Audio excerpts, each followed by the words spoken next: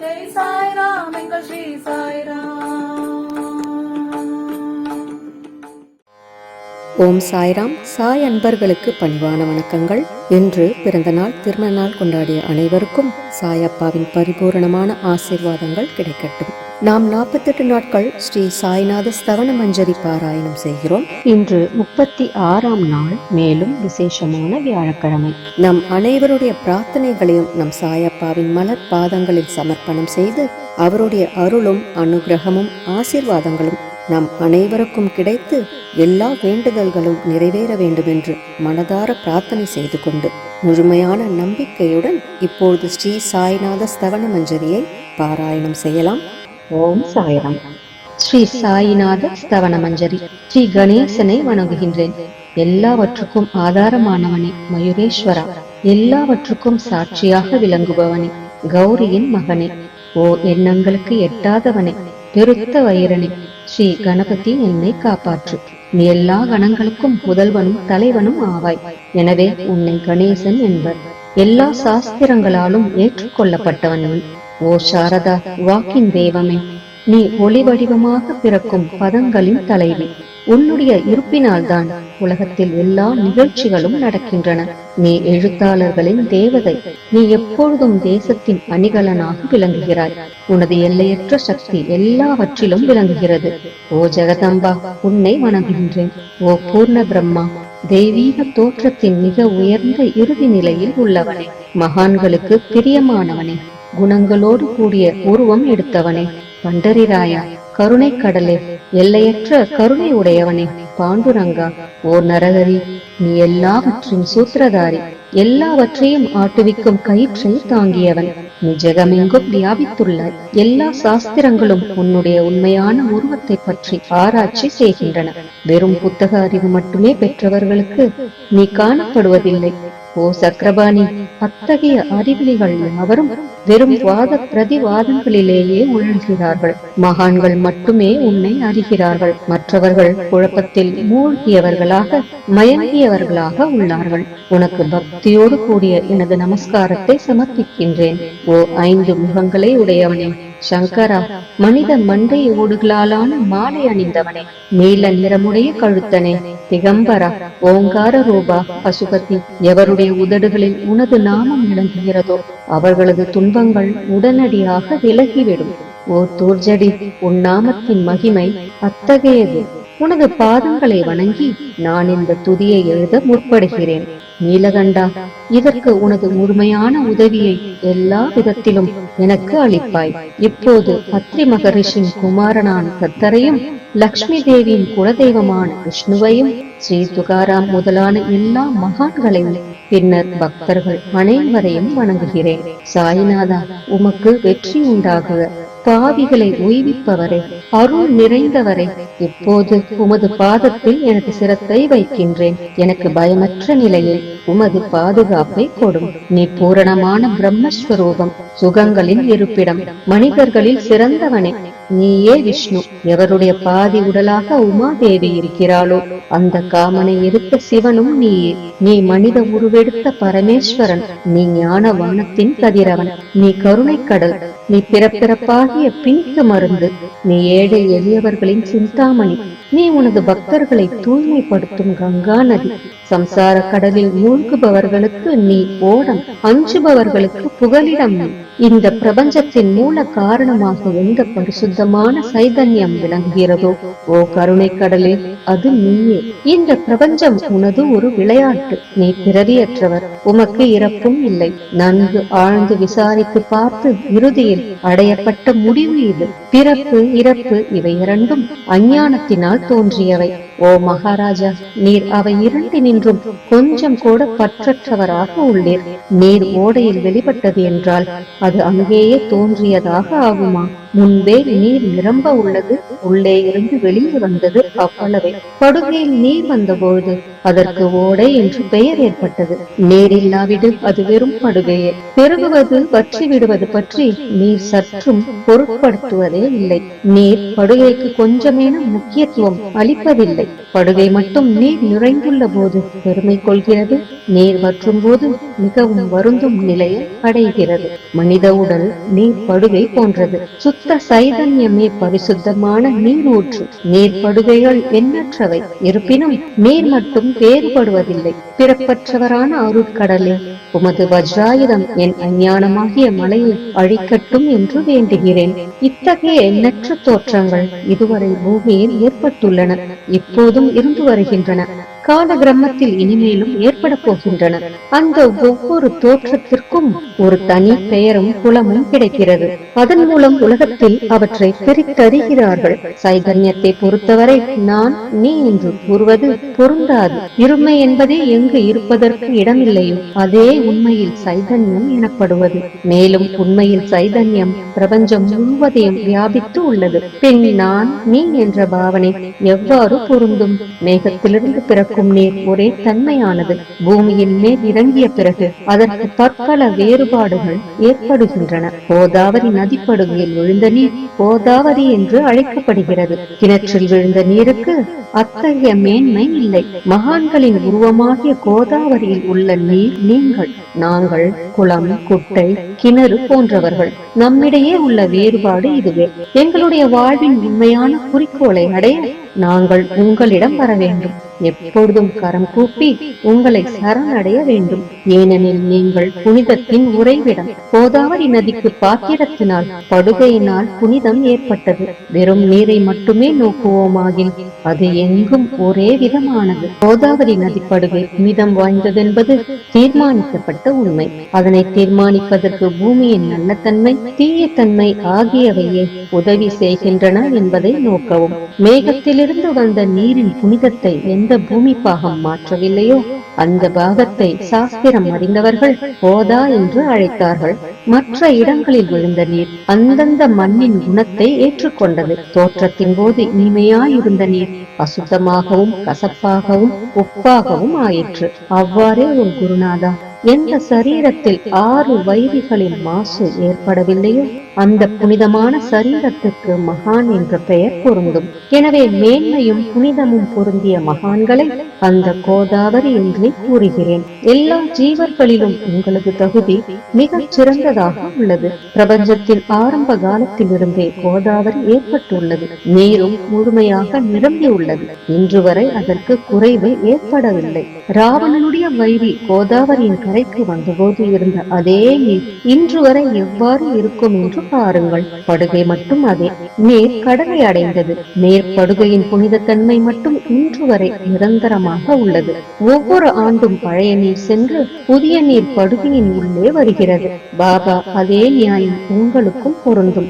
ஒவ்வொரு நூற்றாண்டும் ஓர் ஆண்டை போலவும் அந்த நூற்றாண்டில் தோன்றிய சாதுக்கள் நீரை போலவும் அவர்களுள் மிக பெரிய மகான்கள் அலைகள் போலவும் உவமிக்கப்படுகிறார்கள். இந்த மகான்களின் உருவமாகிய கோதாவரியில் முதலாண்டில் சனகர், சனந்தனர் முதலியோரின் வெள்ளம் ஏற்பட்டது. பின்னர் நாரதர், தும்புரு, பிரகலாதன், பலிராஜா, சபரி, அங்கதன், வாயுகுமாரன், விதுரர், கோபர்களும் கோபிகைகளும் தோன்றினர். இவ்வாறு இன்று வரை ஒவ்வொரு நூற்றாண்டிலும் ஒன்றன் பின் ஒன்றாக மகான்களின் வெள்ளம் ஏற்பட்டு வந்துள்ளது. நான் அதனை வர்ணிப்பதற்கு இயலாதவனாக உள்ளேன். ஓ சாயிநாதா, இந்த நிகழும் நூற்றாண்டில் மகான்களின் தோற்றமாகிய கோதாவரியில் நிச்சயமாக உமது வெள்ளம் வந்துள்ளது. எனவே உனது திவ்ய சரணாரவிந்தங்களுக்கு வந்தனை செய்கிறேன். மகாராஜா, எனது துர்குணங்களை கொஞ்சம் கூட பொருட்படுத்த வேண்டாம்.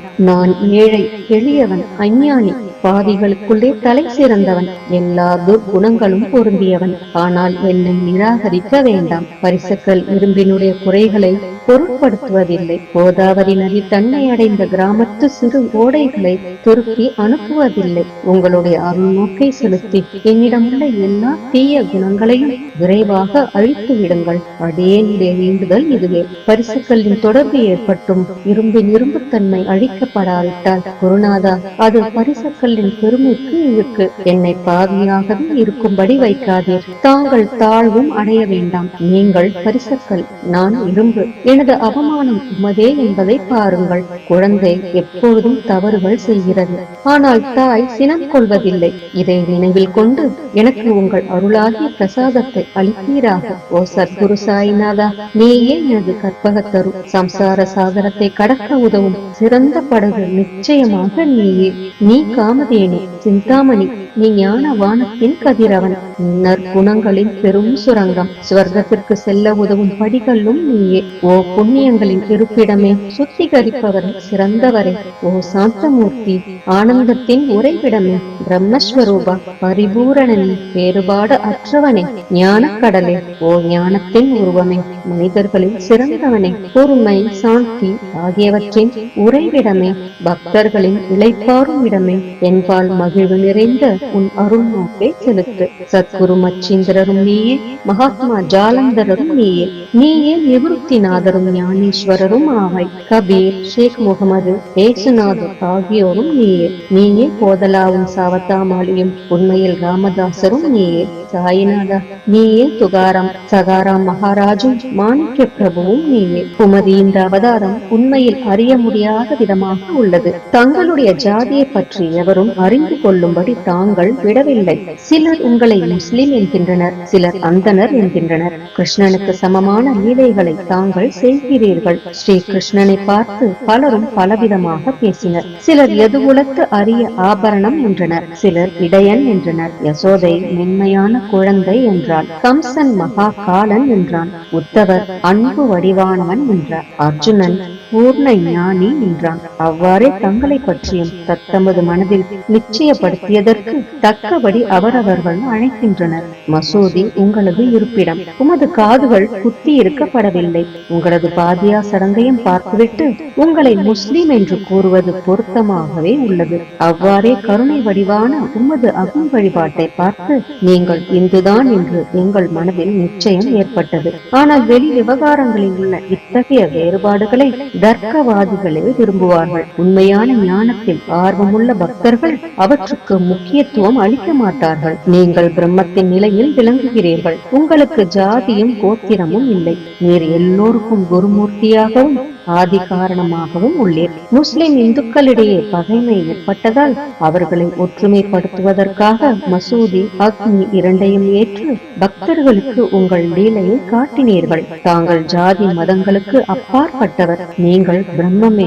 உண்மையில் நீங்கள் அது தத்துவமசி. நீங்கள் உண்மையில் தர்க்கங்களுக்கு அப்பாற்பட்டவர். உங்கள் முன்னால் எவ்வளவோ தர்க்க விதர்க்கங்கள் நிகழ்ந்தன. அங்கே எனது சாதாரண மொழிகள் எப்படி ஏற்படும்?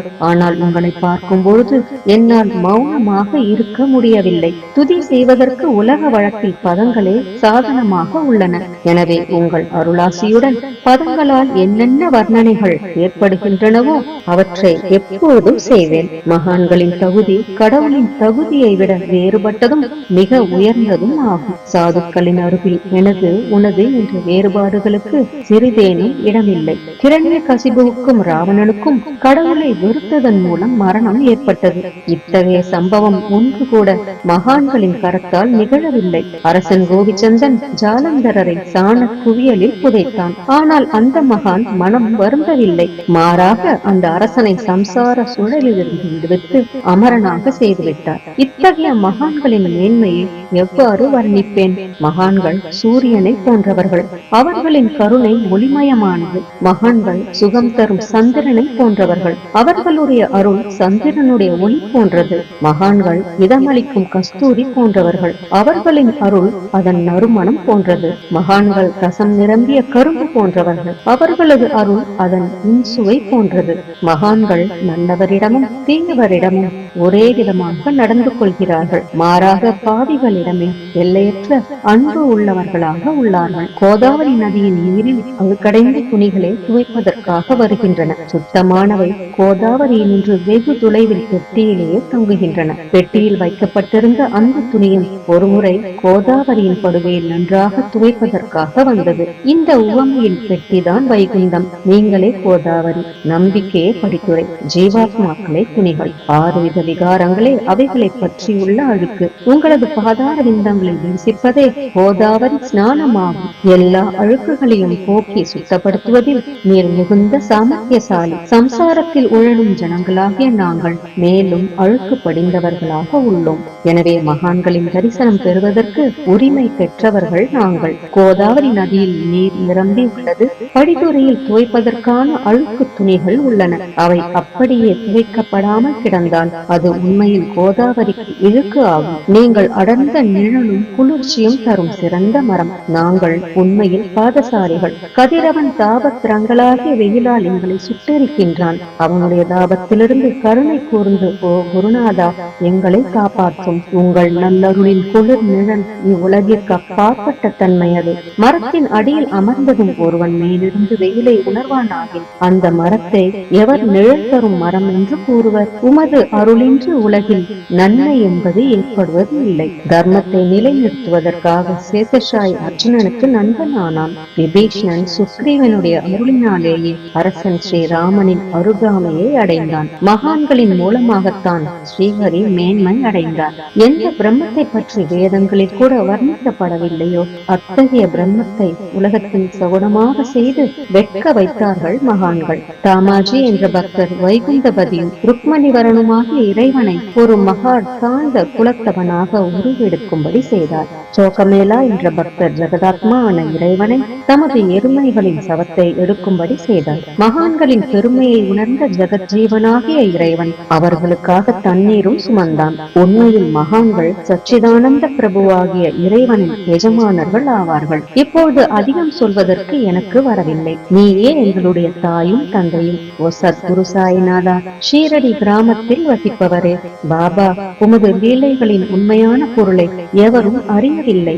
அவ்வாறிருக்க எனது வெற்று வார்த்தைகள் எவ்வாறு அவற்றை விளக்க முடியும் சொல்லுங்கள். ஜீவன்களுக்கு ஓய்வளிக்கும் பொருட்டு தாங்கள் ஷீரடியில் வந்தீர்கள். அகல்களில் நீரூற்றி விளக்கேற்றி நீங்கள் எரிய வைத்தீர்கள். 7 சான் நீளமுள்ள குறுகிய மரப்பலகையை நீங்கள் படுத்துக் கொள்ளும் கட்டிலாக்கி உங்கள் யோக சாமர்த்தியத்தின் சக்தியை பக்தர்களுக்கு காட்டினீர்கள். அநேக பெண்மணிகளின் மலட்டு தன்மையை நீக்கி அருளினீர்கள். எத்தனையோ வியாதிகளை உதியின் மூலம் குணப்படுத்தினீர்கள். இவ்வுலக சம்பந்தமான துன்பங்களை நீக்குவது உமக்கு ஒரு பொருட்டே அன்று. யானை ஒன்று எறும்பை ஒரு சுமையாக எவ்வாறு கருதும்? இப்போது குருராயா, இந்த எளியவன் பால் கருணை காட்டுவீராக. நான் உமது பாதங்களை அண்டியுள்ளேன். என்னை திருப்பி அனுப்பிவிடாதீர்கள். நீர் அரசருக்கெல்லாம் அரசர், குபேரனுக்கும் குபேரர், வைத்தியர்க்கெல்லாம் வைத்தியர். உங்களை விட சிறந்தவர் எவரும் இல்லர். மற்ற தெய்வங்களை பூஜிப்பதற்கு அதற்கு தகுந்த சிறப்பு உபகரணங்கள் உள்ளன. ஆனால் உம்மை பூஜிப்பதற்கு உலகில் பொருட்களே இல்லை. சூரியனுடைய இல்லத்தில் தீபாவளி பண்டிகை வந்ததென்றால் எப்பேற்பட்ட பொருட்களை கொண்டு அதை கொண்டாடுவோம். சமுத்திரத்தின் தாகத்தை தீர்க்க இப்புவியிடத்தில் நீர் இல்லை. நெருப்பை உஷ்ணப்படுத்த எங்கிருந்து அக்னி கொண்டு வருவது? ஓ ஸ்ரீ சமர்த்தா குருநாதா, பூஜைக்குரிய பொருட்கள் யாவும் உண்மையில் உமது ஆத்மாவின் அம்சமாய் உள்ளன. மேற்கூறப்பட்டவையெல்லாம் தத்துவருஷ்டியால் கூறப்பட்ட பேச்சுக்களே அன்றி என் மனதில் அனுபவத்தால் ஏற்பட்டவை அன்று. அனுபவம் இன்றி கூறப்படும் பதஜாலங்கள் வீணே போகட்டும். உலக வழக்கத்தின்படி உமக்கு நான் பூஜை செய்யலாம் என்றால் அதனை செய்வதற்கு தேவையான திறமை எனக்கு இல்லை எனது குருநாதா. பலவித கற்பனைகள் செய்து உமக்கு பூஜை செய்கிறேன். அருள் மிகுந்தவரே, அடியேனுடைய அத்தகைய பூஜையை ஏற்றுக்கொள்வீராக. இப்போது அன்பு கண்ணீரால் உமது பாதங்களை கழுவுகிறேன். உண்மையான பக்தியாகிய சந்தனத்தை அரைத்து உமக்கு பூசுகிறேன். எனது அழகிய பதங்களாகிய இந்த கவனியை உமக்கு அணிவிக்கின்றேன். பிரேமை என்ற மலராகிய மாலையை உமது கழுத்தில் அணிவிக்கின்றேன். எனது துர்க்குணங்களாகிய தூபத்தை உமக்கு முன்பு எரிய விடுகிறேன். அது மிக தீய பொருளாயினும் அதனின்று தீய வாசனை எழுவதில்லை. சத்குருவுக்கு முன்பு அன்று வேறு எங்கெங்கு தூபம் எரியவிடப்படுகிறதோ அங்கெல்லாம் தூப பொருளுக்கு ஏற்படும் நிலை வருமாறு தூப திரேவத்திற்கு அக்னியின் ஸ்பரிசம் ஏற்பட்ட மாத்திரத்தில் அதனது நறுமணம் என்ற நல்ல குணம் அதனை விட்டு விட்டு சென்று விடுகிறது. உமது எதிரே இதற்கு மாறாக நிகழ்கிறது. தீய தன்மைகள் அக்னியில் எரிந்து விடுகின்றன. உலகம் பார்த்து மகிழும்படி சத்குணம் எவ்வித குறைவுமின்றி தங்கிவிடுகிறது. விடுகிறது. மனிதனுடைய தீய குணங்கள் யாவும் இருந்த பின் மனம் மாசற்றதாகிறது. கங்கையுள்ள மாசுகள் நீங்கியவுடன் அவள் இயல்பாகவே புனிதமடைகிறாள். மாயை மோகம் என்ற தீபத்தை உனக்கு சுற்றுகிறேன். அதன் மூலம் எனக்கு வைராக்கியம் என்ற ஒளி கிடைக்கும். உனக்கு அமர்வதற்கு சுத்தமான நம்பிக்கை என்ற சிம்மாசனத்தை அளிக்கிறேன். அதனை ஏற்று பக்தி என்ற நைவேத்தியத்தையும் எடுத்துக்கொள்வாயாக. பக்தி நைவேத்தியத்தை நீ உண்டுவிட்டு அதனது ரசத்தை எனக்கு கொடு. ஏனெனில் நான் உனது பச்சிலம் குழந்தை. உனது பாலில் எனக்கு உரிமை உண்டு. எனது மனதை உனக்கு தட்சணையாக அர்ப்பணிக்கிறேன். அதனால் கர்த்தத்துவம் என்பது எந்த விதத்திலும் என்னிடம் இருக்காது.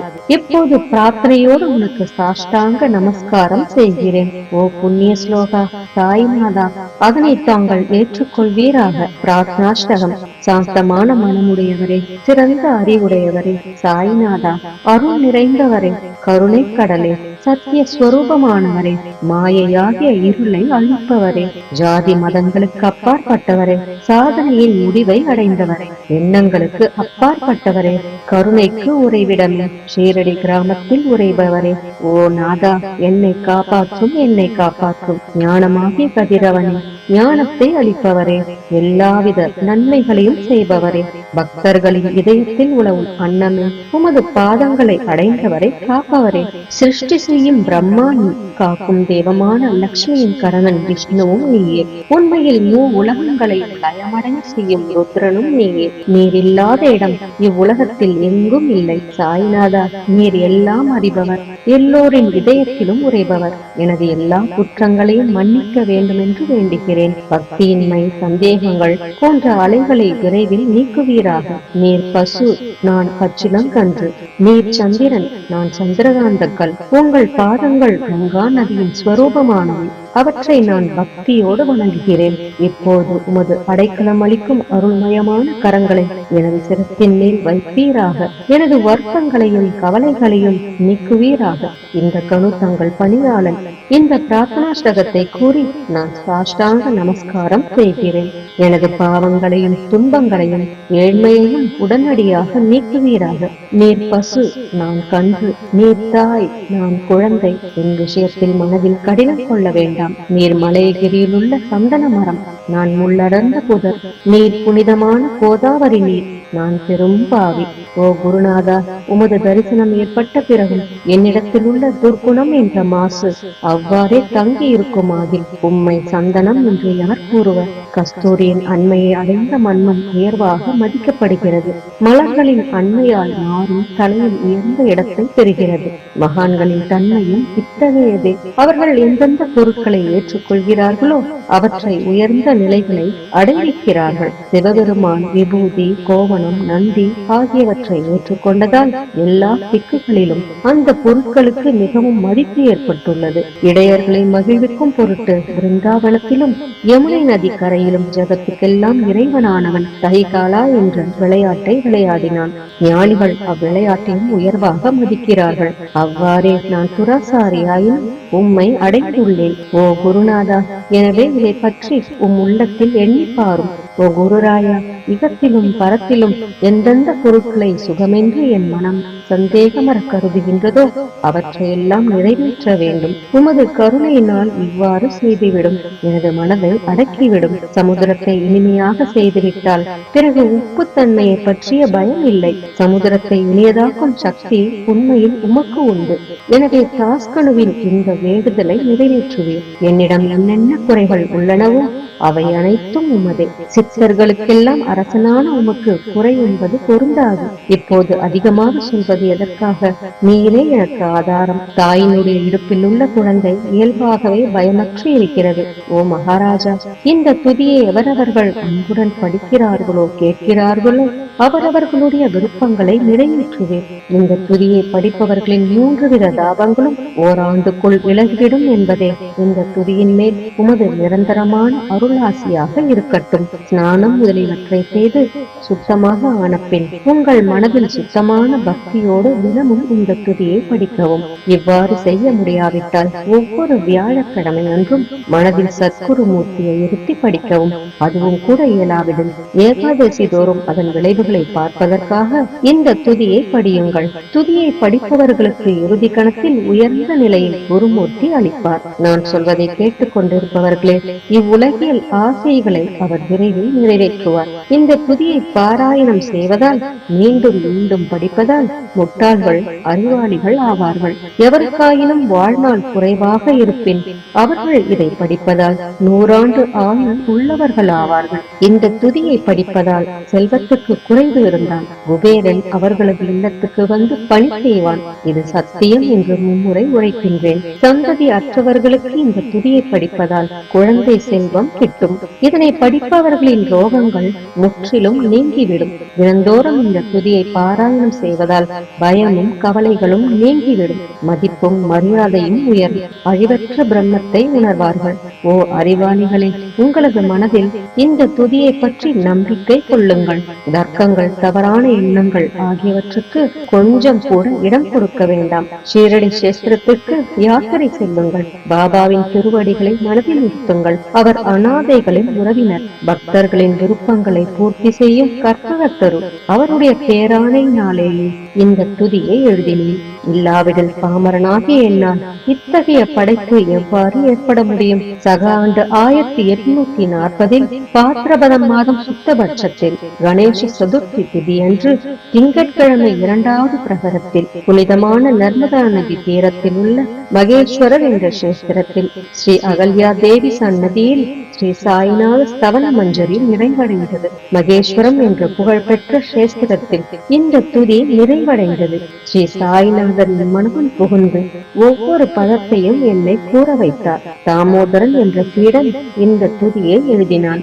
தாஸ்கனுவாகிய நான் எல்லா மகான்களுக்கும் பணியாள். ஸ்ரீ சாய்நாத ஸ்தவன மஞ்சரி சம்சார சாகரத்தை கடக்க உதவட்டும். ஓ பாண்டுரங்கா, இதுவே தாஸ்கனுவின் பக்தி மிகுந்த பிரார்த்தனை. மங்களம் மங்களம் சுபமங்கலம். ஜெய் ஜெய் சாயம். நம் சாயப்பாவின் பரிபூரணமான ஆசீர்வாதங்கள் அனைவருக்கும் கிடைக்க வேண்டும் என்று நான் மனதார பிரார்த்தனை செய்கிறேன்.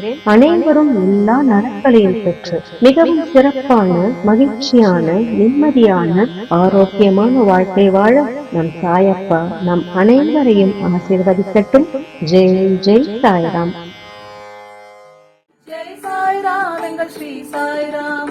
ஜெய் சாய்ராம், ஜெய ஸ்ரீ சாய்ராம். ஜெய் சாய்ராம் எங்கள் ஸ்ரீ சாய்ராம்.